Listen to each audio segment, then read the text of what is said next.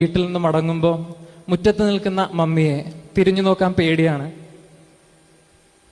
കാരണം മമ്മിയുടെ കണ്ണ് നിറഞ്ഞിരിക്കുന്നുണ്ടാവും. ആ നിറഞ്ഞ കണ്ണുകളിലേക്ക് നോക്കിയാൽ ഞാനും കരഞ്ഞു പോകും. അതുകൊണ്ട് ഒരിക്കലും നോക്കാറില്ല. ആ പേടി ഇന്നും ഉണ്ടെങ്കിലും പ്രിയപ്പെട്ട പപ്പ, മമ്മി, നിങ്ങളുടെ കണ്ണുകളിലേക്ക് നോക്കി ഞാൻ പറഞ്ഞുകൊള്ളട്ടെ, ഒരായിരം നന്ദി.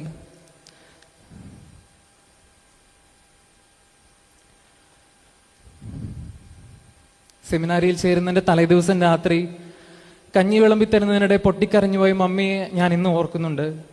എന്തിനാ കരയുന്നേ ചോദിച്ചപ്പോൾ പറഞ്ഞത് സന്തോഷം കൊണ്ടാണെന്നാണ്. ഒത്തിരി വൈകിയുണ്ടായി മകൻ തങ്ങളുടെ വയസ്സുകാലത്ത് കൂടെ ഉണ്ടാവണമെന്ന് തീർച്ചയായിട്ടും നിങ്ങൾ ആഗ്രഹിച്ചിരിക്കണം.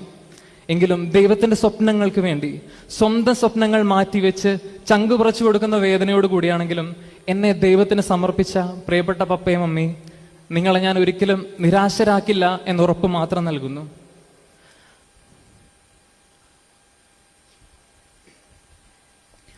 പപ്പ എനിക്കെന്നും ശക്തമായ ഒരു കോട്ടയായിരുന്നു. ഏതൊരാവശ്യത്തിലും ഒരു കുഞ്ഞിനെ പോലെ ഞാൻ ഇന്നും സഹായത്തിന് ഓടിയെത്തുന്നത് എൻ്റെ പപ്പയുടെ അടുത്തേക്കാണ്. മമ്മി എനിക്ക് ചുറ്റും എന്നും പ്രാർത്ഥനയുടെ കോട്ടകൾ തീർത്തിരുന്നു. ഈയിടെയായിട്ട് മമ്മിയെ കാണുന്നവരൊക്കെ പറയാറുണ്ട് വല്ലാതെ ക്ഷീണിച്ചു പോയെന്ന്. അതെനിക്ക് വേണ്ടി പ്രാർത്ഥിച്ചു. നോമ്പ് നോറ്റൊക്കെ ക്ഷീണിച്ചതാണ്.